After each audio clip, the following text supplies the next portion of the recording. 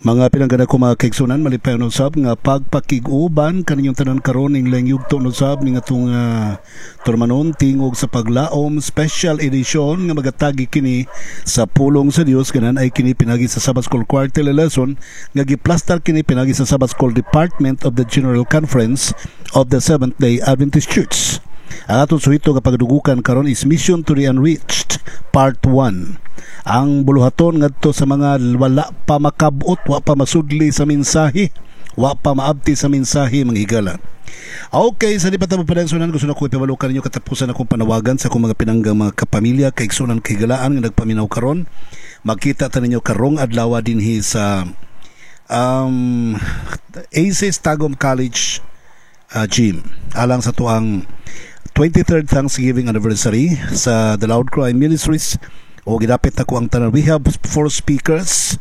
This is a convention type program. So paminawan ninyo ang mga presentation. Sa buntag i-present ang why medical mission is important or significant in the last days. I-present kini mga higala sa mga taga Siloam Valley Institute or Ministries. O imanusab sa explain ang yamog, ang atong yamog sa Kaitasan, then part 1, then pagkahapon i-explain, i-present ang builders on the wall ministries. Magpresent sila sa ilahang building a new ark. So magbuhatog another ark, new ark, dili simbahan ang tukuron, but the ministry, the work in the last days. So paminawan ninyo na pagayo. Then pagkahapon yamog part 2. Okay, so ato makita ang mga kaigsunan, ang LCM karon is different now because there are 3 independent support ministries in Mindanao are working together. The Loud Cry Ministries, the Siloam Valley, and the Builders on the Wall are working together for this. Okay, so this is a great opportunity and a great chance to be with us, to be one sa tuang buluhaton karon. So akong gi-invite ang tanang taga Davao City, please magpakita gyud ang taga Davao City dito. Kaya wa baya may madayon diri sa Davao. So may matato diri sa Davao kay murag daghan-daghan taga Davao, pero bahala na. I still will hope and pray nga daghan gyapon taga Davao City nga motambong dito mga higala sa Tagum. Kay importante gyud kaayo nga mahibalo ang taga Davao City kay at least maka-organize taw kato ang yamog reinforcement or outpost center away from Davao City, pero para sa Davao City. Okay, so thank you very much for that. Taga Bukidnon, taga Balay-Balay, taga Valencia City, taga Tagum, taga Panabo, taga Mati City, taga Pagadian City, mga nagka-nearby mga churches ni mga nearby brethren. So gidapit na ko sa pagtambong mga kaigsunan karong adlaw dinhi sa atua sa ACES Tagum College gym, Pioneer Street, Mangkilam, Tagum City. Okay, so see you here mga kapamilya. So akong gidapit yun nga ang tanang taga Talaingod, no, labi nag taga Talaingod katunay mga pwesto des Talaingod parihog na mga dagkong yuta diha, no, tambong mo diri kay aron kanay mga dagkong yuta ato na pagitag pamaagi nga matrabaho na, no, matrabaho na para mo finance og mga pagkaon ug uban pang mga panginahanglan sa mga dagkong syudad o kalungsuran nga maigo maapektuhan sa mga dagkong kalamidad sa atong kapanahonan karon. Like in Bukidnon, San Fernando, something like panambong mo diri mga kaigsunan, mga remote areas, no, like Agusan, like Surigao. So nanay nag-text mga higala gikan sa Surigao nga magbutang na daw silang tarpaulin, no, silang travel mga higala. Hopefully walay kakulian maka-travel gid sila mga kaigsunan. Murag Friday sa gabi sila mo larga, no, Friday sa gabi sila mo larga. So salamat kay kaniyong tanan, God bless you and more power to you. Salamat kay sa tanan ni join sa tuang parada kagahapon or kaganina, no, salamat kay sa ni join sa tuang motorcade, God bless you and more power to you. Salamat kayo sa tuang mga cameramen sa using the drone camera mga higala panahon sa motorcade. So thank you very much kaninyo, God bless you. Okay, so padayong ta mga pilanggan ako mga kaigsunan sa tuang pagadugukan din sa tuang tulmanon karon. Tema nga nagkanayon, the Mission to the Unreached Part 1. Sa di pa mo padayon sa unahan kaigsunan kagalaan ato sa dapito na balang espiritu sa pagpakiguban kanato pinagiso sa kapag-ampo magampo ta.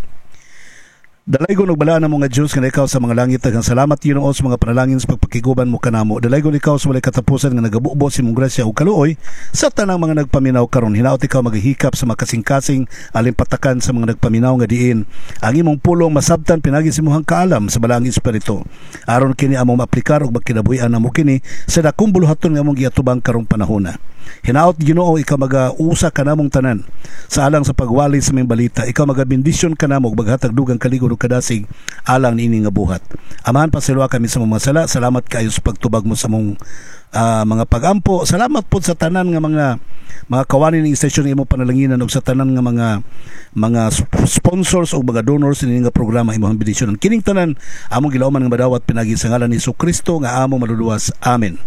Okay, mga pinanggan ako mga kapamilya kaigsunan, padayon ta sa itong pagadugukan diri Osborne ko ang atong suheto nagkanayon. Mission to the Unreached Part 1. Ang atong memory text makita nato sa Buhat Kapitulo 17 versikulo 24. The God who made the world and everything in it is the Lord of heaven and earth and does not live in temples built by human hands. Sa Bisaya pa ang Dios nga may nagabuhat sa tibuok kalibutan ug sa mga butang nga niini, siya mao ang Ginoo sa kalangitan ug sa yuta. O wala siya nagapuyo sa mga templo nga hinimo lamang sa kamot sa tao. So ato makita din karon mga pinangga ko mga kaigsunan nga gusto sa to ang lesson karon ipasabot kini nahitabo ang approach si San Pablo ngadto sa mga dili Sabbath keepers. Doon naman ko yung mga Christian Gentiles or Christian Judeo Gentiles niadtong panahon na or Judeo Gentile Christians niadtong panahon na, but these people of Athens are too great different from the Judeo Gentile Christians. Wala gyud sila kaila mga kaigsunan og kinsa ang Dios, kinsa si Jesus Christ. Wala gyud, very strange gyud sila hang mind kanang mga butanga. So giunsa pag-approach si San Pablo. So upon entering the synagogue sa mga Hudiyo, so dili kaayo problema kay gani dito sa mga butanga to, prangka ilang pagwali dito ni Paul. According to the record, according to the customary of San Pablo sa mga apostoles, kada Sabado mosulod yun silang sinagoga ug dito ilang i-discuss ang baytungod kang Jesus Christ. O gani sumala pa sa record, daghang mga Hudiyo, mga higala, mga Grigo, mga Gentiles nga nakasabot sa kamaturan nga ni sabay kang San Pablo sa pagsimba kang Kristo matag adlaw igpapahulay. So presenting the message sa mga higala is different, labi na gyud sa mga tao nga mga pagano. Si San Pablo misulod siya dito sa Corinth, niabot siya dito sa Athens, og dito dapita mga tao dito wa kaila kung say Hudiyo, wa kabalo kung say may balita, watanan. So si San Pablo ni presensya sa mensahe sa kaluwasan ni adtong mga tao nga nakailana about Jesus Christ, og ni presentar gyapon siya sa kaluwasan ngadto sa mga tao nga wala gyud masukad kaila kan Jesus Christ. So diyan ang mga puntoha mga higala mo ni gitawag og unreached people. So doon na si San Pablo dili lang kaysa ngadto sa mga backsliding Israelites ang iyang pag-ministry, kundi apil pa ngadto sa mga dili backsliding Israels. Totally 100% wag sila kaila kan Jesus Christ. So ang gihimo dinhi sa to ang lesson karon mga higala pagatun-an nato kining gitawag og new fields for the mission. Bag-ong kaumahan alang sa buluhaton. So diyan dapita hisgutan nato ang new ways of thinking, Acts 17:1-16, the new ways of preaching. Unang bagong mga pamaagi sa pagpangunahuna o bagong pamaagi sa pagwali. Sa sunod katong hisgutan is how to evangelize ng Christians. Kung saan na ito pag-evangelize ang mga dili tumutuo, dili mga Christians. Find the common ground where we can enter to them. Sumala pa, like what Paul did in Acts chapter 17 verses 22 and 23. Then adapt our speech in Acts chapter 17, 24 and 27. Then present Jesus Christ. I-presentar si Jesus Christ. Muna ito pagatunan diri karon mga higala sa kinatubukan na to nga lesson karon week. Okay? Now, sugdan na to mga kaigsunan kining new fields for mission. Bag-ong kaumahan alang sa maong buluhaton. Sa new fields of mission, siyempre, meaning mga pagano, mga non-Christian, something like. Mao ni ang pagawalihan. So, kinahanglan po tag new ways of thinking. Kay bag-o man nga kaumahan, so ato pong iset ang atong mind alang sa bag-o pod nga mga pamaagi.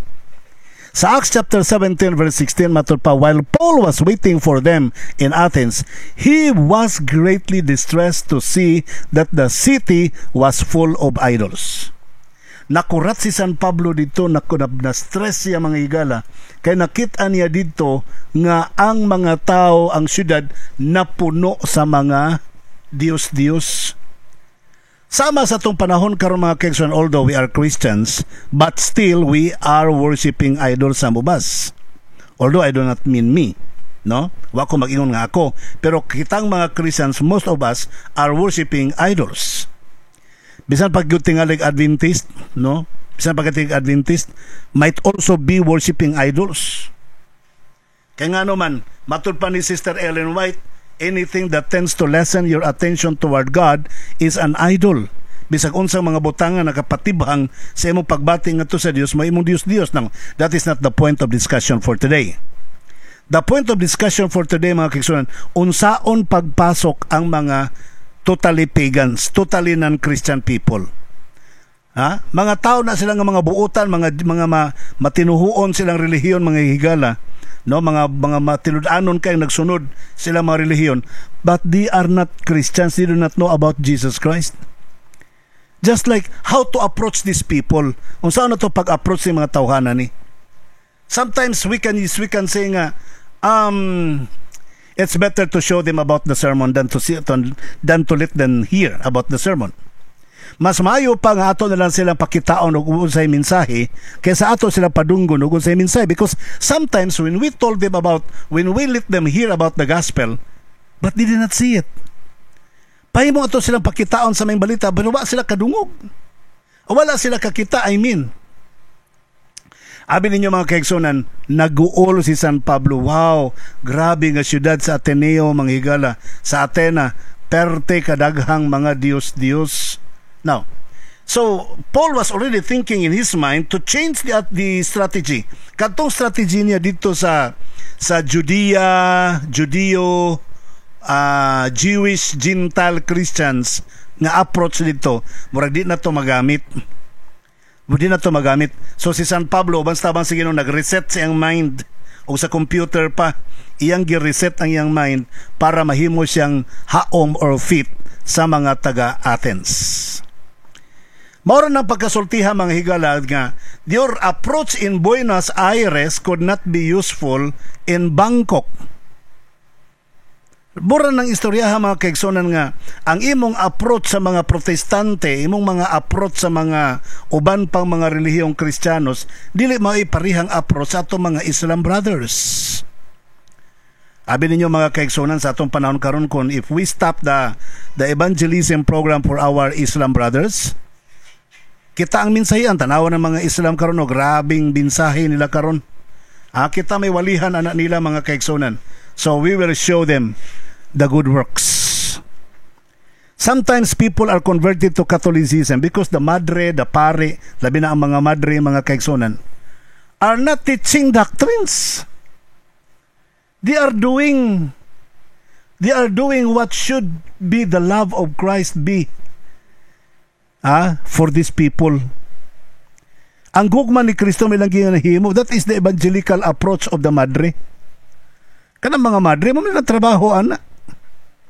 Amo na bisag way pili, bisag pag NPA taguan, bisan pag masakiton taguan, way pili bisag pag kawatan taguan. Mo na ilang trabaho kay nga naman by doing that nilang atimanon pakaono nila, they will not indoctrinate. They will not indoctrinate. They will only share and do and let the individual feel about the warmth of the love of God. And that should be. And that what should be mga kaigsunan. So, now, ato makita din hikaron, ato magtanaw din hikaron mga kaigsunan, nga si San Pablo naanad siya lantugi sa mga Hudyo. Dito sa Athens, dahil ayang na-encounter.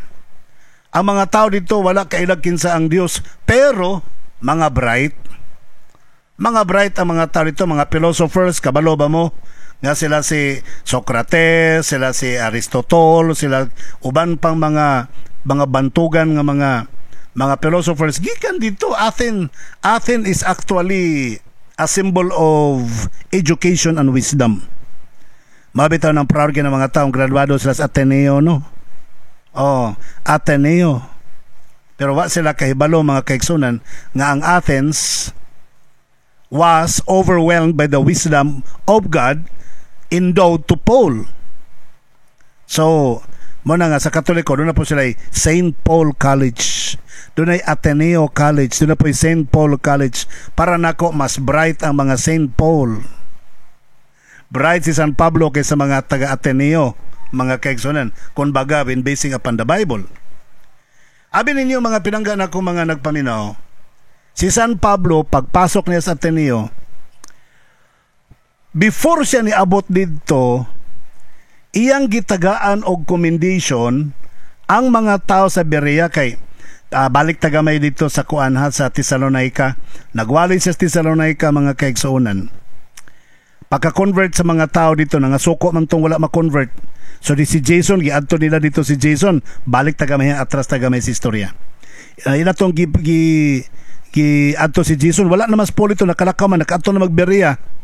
So si Jason may lang gibira, gipagawas, o gipailag kaso, nga dunay bagong doktrina, nga kuno si Kristo mang bagong hari. So natandog po ang ego sa mga sulugoon sa hari, mga piniyalan sa hari ditong tungura.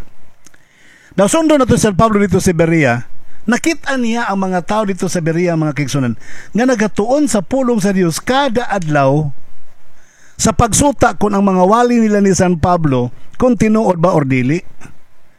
Matayo siya mas bright ng taga Berea kaysa taga Thessalonica.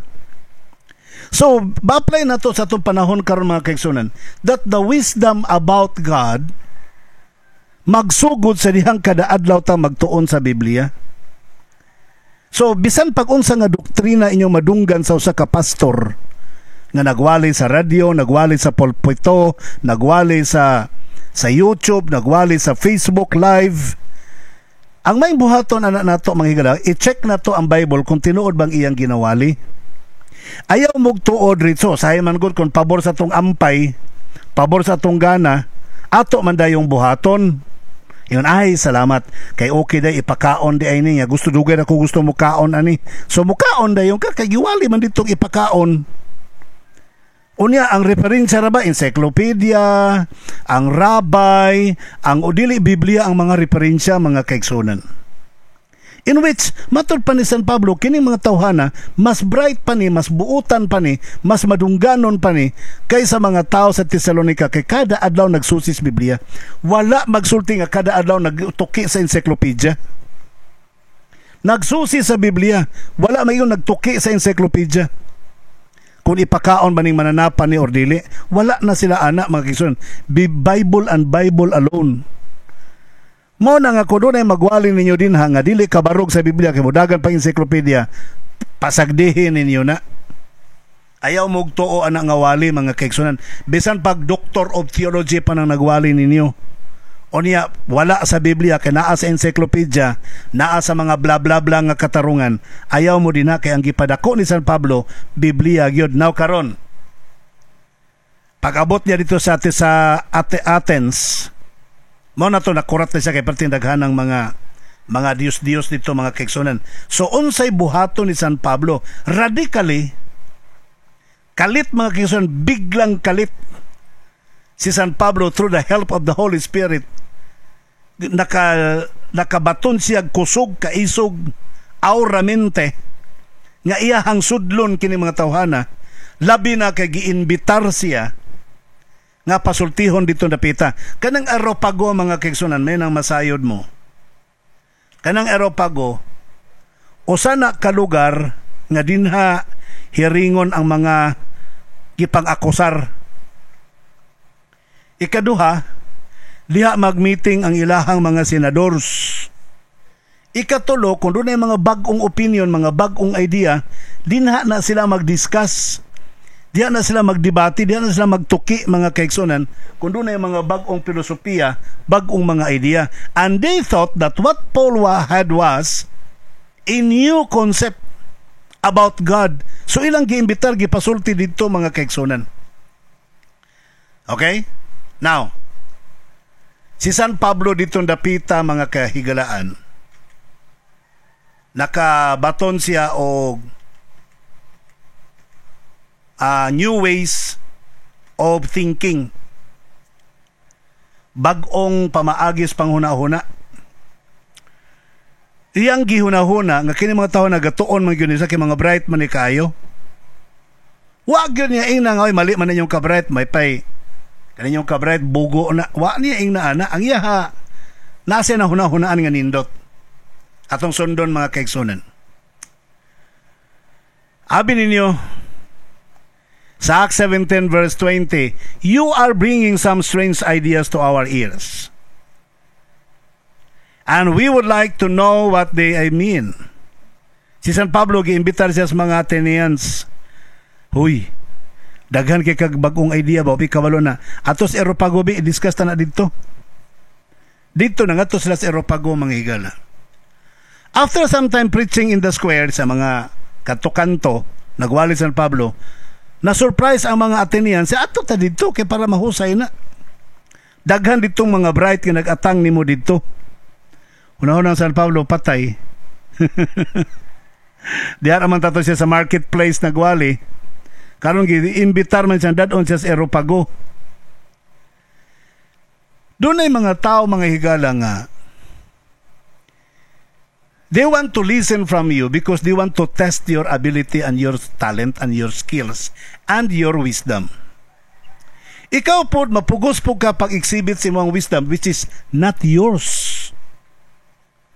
Mapugos ka pag-exhibition sa imuhang kaalam nga dili man na imuha. So that is what Paul was thinking of.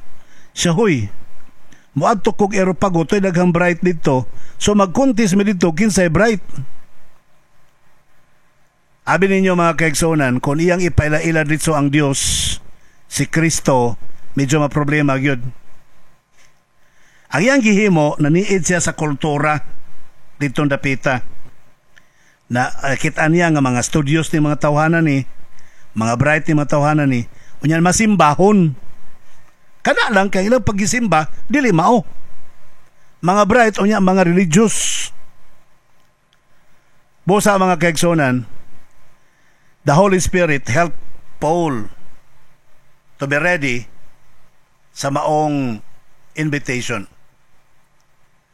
Now to the point is how to evangelize the Christians. Unsaon pag-evangelize ang mga non-Christians, I mean. Abi ninyo mga kaigsunan, sa Acts chapter 17 verse 23, for as I walked around and looked carefully at your objects of worship, I even found an altar with this inscription, to an unknown God. So you are ignorant of the very thing you worship, and this is what I am going to proclaim to you. Ingon si San Pablo, samtang galikaw-lakaw ko libot-libot sa inyong syudad, unya nagtanaw ko sa inyong pagsimba,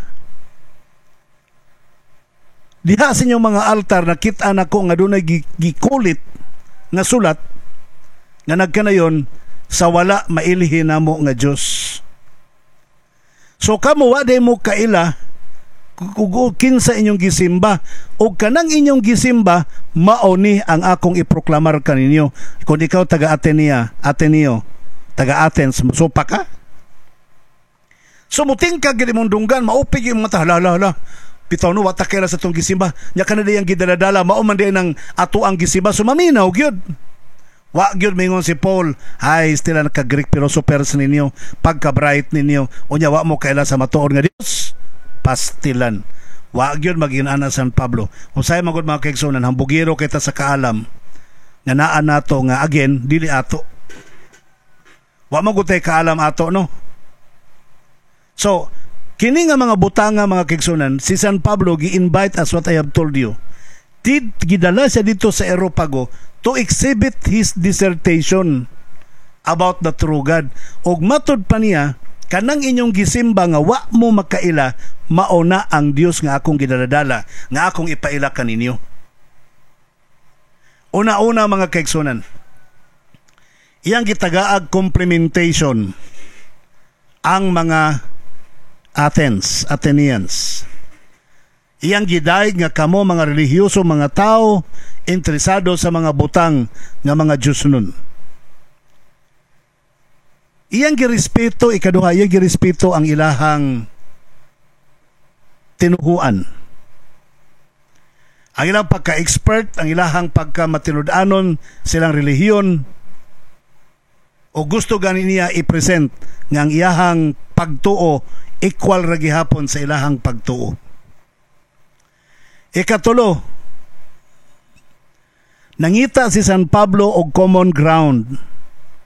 Nga dito sa ilahang common ground, dito sila mag-start og discuss sama sa giingon nga unknown God. Wa mi kaila sa among Dios, ingon San Pablo pastilan, wa mo kaila sa inyong Dios, sultihan ta mo kining akong Dios nga akong ginawali kaninyo, mauni ang Dios nga matod pa ninyo wala mo kaila. Mao ninyong Dios inyong ginaalagaran. Di atat na atat kaayong mga Athenians og kinsa na wala niya siya biay-biaya ang mga tao, silang pagka-ignorante. Sa kabila or sa on the contrary, iya pa ganing gi-admire ang ilahang pagka-Diyos nun, ang ilang pagka-sincero sa ilang pagsimba.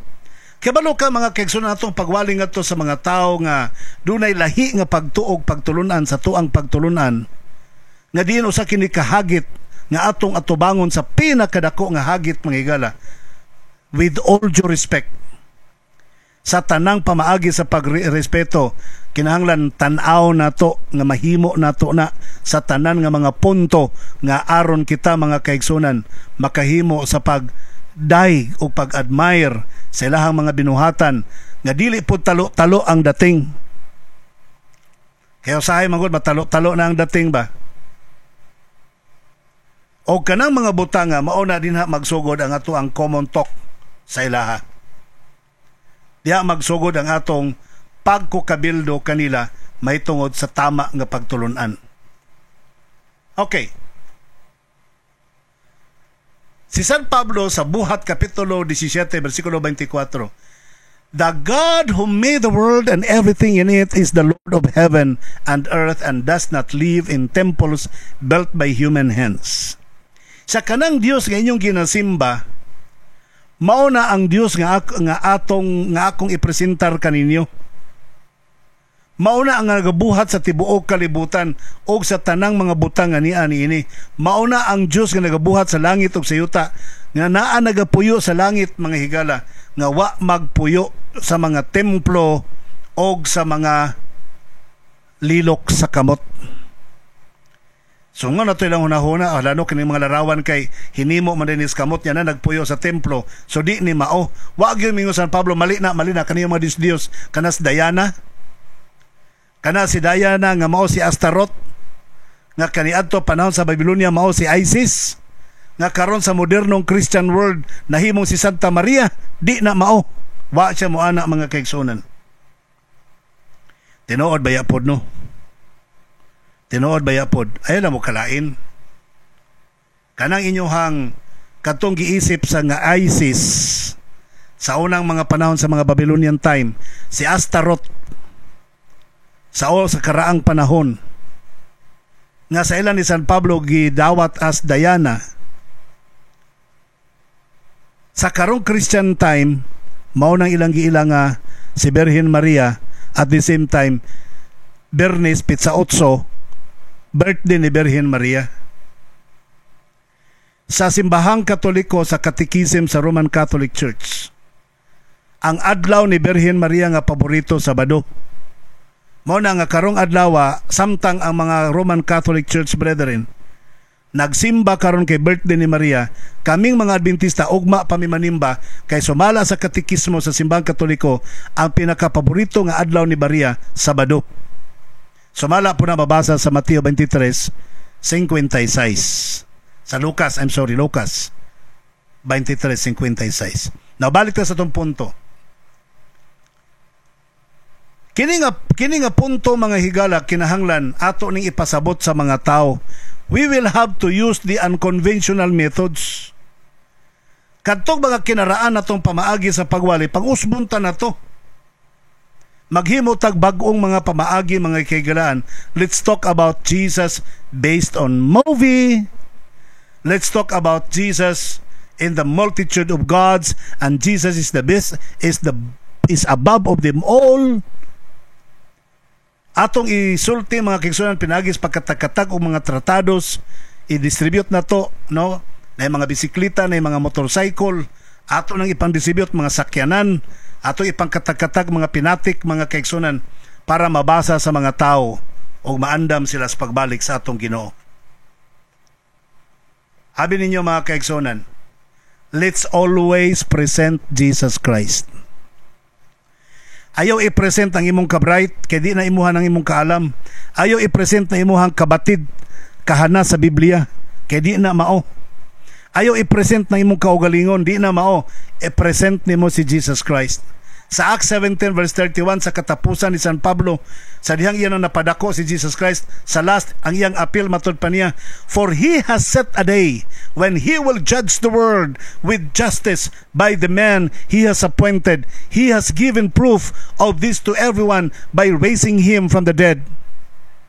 Tuwa na, yan ang introduce si Jesus Christ. Human niya gipadako ang Diyos, iyang gipresent si Jesus Christ nga matod pa nga ang Dios mohukom sa kalibutan sa hustisya pinagi sa katao nga iyang gitudlo o gitagaan niya og ang prueba ni pagtisting pagprueba sa matag usa pinaagi sa pagbanhaw kaniya gikan sa mga patay.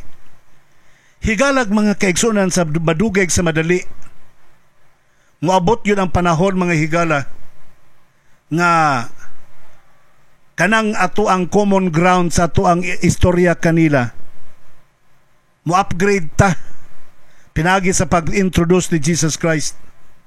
Magsugod sa common ground, madugang istorya musaka tagamay about Jesus Christ. Atong ipadako si Jesus Christ, mga kigalaan, bahala ng Holy Spirit nga may mutandog nini. Kaya katong speech ni San Pablo dito sa Areopagus, taas kayang istorya, mga kigsunan, para lang yun ma-introduce niya si Jesus Christ. Pag-abot sa panahon, iyang introduce si Jesus Christ, nangatawa ang mga tao dito ni atong dapita. Sumala pa sa Acts 17:34. Pero, doon na po'y kadaghanan ubay-ubay kanila. Some few, nga na-convinced, diha-diha dayon. Sa ato pa, mga pinangga ko, mga kigsunan, no matter what, the people may listen or not. Pwedeng maminaw mga tao sa dili. Keep on talking to them. It's the work of the Holy Spirit in a way. Balang Espiritu na bahala niya na. Mga pinangga kong kaigsunan. Bosa. Gipadako, gipasabot that in the last days, after all, the Lord will set judgment for the world. Ang pulong ni San Pablo, mga kaigsunan, nga naghulagway sa tanang butang sa kalibutan sa palibot nini, pruiba, ebidensya nga ang Dios nag-exist siya na higugma kanimog kanako. Ang pulong ni San Pablo matod pa sa Acts of the Apostles, page 240 and 241, Paul's words contain a treasure of knowledge for the church. He was in position where he might easily have said that which would have irritated his proud listeners and brought himself into difficulty. Had his oration been a direct attack upon their gods and the great men of the city, he would have been in danger of meeting the fate of Socrates. But with attack born of divine love, he carefully drew their minds away from heathen deities by revealing to them the true God who was to them unknown. Ellen White, The Acts of the Apostles, page 240 and 241. Atong bisayaon, Ang mga pulong ni San Pablo nagahulagway kini sa tanang mga butang nga nagakitabo, sa tanang bahandi sa kaalam nga nakadeposito diya sa iglesia nga maong kamatuoran. Naa siya sa katungod sa pagpailak kanila sa kamatuoran nga kanang nga kamatuoran posibleng makairita sa mga hambugirog mapahitason nga mga listeners nga mga Athenians nga naa dito sa Areopago, o posible pagani nga magkalisod-lisod ninon yang kinabuhi. Busa ang delivery mga pulong nga gihatod ni San Pablo ditong dapita, dili usa ka direct attack mga kaigsunan. Dili usa ka direct attack sa ilahang pagka masimbahon og Dios. It was in a tactful way. Nga puno sa gugma nga langitnon, iyang gikuha ang ilang mga hunahuna, ang gikan sa ilang mga Dios nga mga pagano, pinagi sa pagpadayag nga to kanila sa matuod nga Dios nga matud pa nila wa sila kaila. Mga igsoon, alang sa imong kasayoran, the light must be revealed or must be enlightened. Let your light so shine, but do not let that light do not let that light on their faces. Ayaw iduslit silang mga naong kanang kayag, but let that light so shine upon men. Sa Ellen White sa Evangelism page 70 matud pa niya, new methods must be introduced. Kinahanglan na mga bagong metodo nga introduce. God's people must awake to the necessity of the time in which they are living. Kinahanglan aware ka, kabalo ka maniid sa mga palibot nimo karon. Labi na kay millennial na nga panahon, pastilan. Osborne na po na itong strategy. God has men whom He will call into His service. Ang Diyos doon na siya, mo siya sa ka-Diyos, nga nagapanawag og mga tao sumala sa panahon, mga magservisyo siyang buluhaton. Men who will not carry forward the work in the lifeless way in which it has been carried forward in the past. Dili kay walay kinabuhi nga pagwali. Sama dili na haom sa itong panahon karon, nga haom sa kaniadto. In our large cities, the message is to go forth as a lamp that burneth. Sa mga dagkong syudad, himuang suga nga kahayag. God will raise up laborers for His work. Ang Dios magatudlo og mga trabahante, and His angels will go before them. Ang iyang manulunda magauna kanila. Let no one hinder this men of God's appointment. Ayaw itugot nga dunay magbabag nining nga buluhaton nga gihatag sa Dios kanila. Forbid them not. Ayaw sila pagpunggi. God has given them their work. Itagaan sila sa Dios niya nga buluhaton. Let the message be given with so much power that the hearer shall be convinced. Itugot nga ang mensahe, hilabihan kadako ang gahom nga diin ang mga naminaw makonbinser niya na. Mahigala, sorry, wala tayo oras, no? Salamat na lang kaayo sa tanan nato mga listeners, sa tanan nag-appeal sa parade, nag-appeal sa motorcade. God bless you and more power to you. Ang ginang magapanalangin kaniyong tanan, ang Diyos magauban. See you here kamong tanan dinhi sa tuang venue sa 23rd Thanksgiving anniversary sa The Loud Cry Ministry sa temang nagkanayon, Yamog sa Kaitasan, pagahimuon dinhi sa ACES Tagum College GM, Pioneer Street, Mangkilam, Tagum City. See you here mga kapamilya. Bring one, bring all. Ang Ginoo magapanalangin kanimo. Okay, wala magitay oras ang ngalan lamang kanimo nga akong kapamilya ug kan Jesus Christ kami itong great provider. Ako sabi ninyong kapamilya ni mong ulipon sa pagwali sa mga balita. Pastor Israel Villaver the First magayon kanimo. Malipayong adlaw igpapahulay.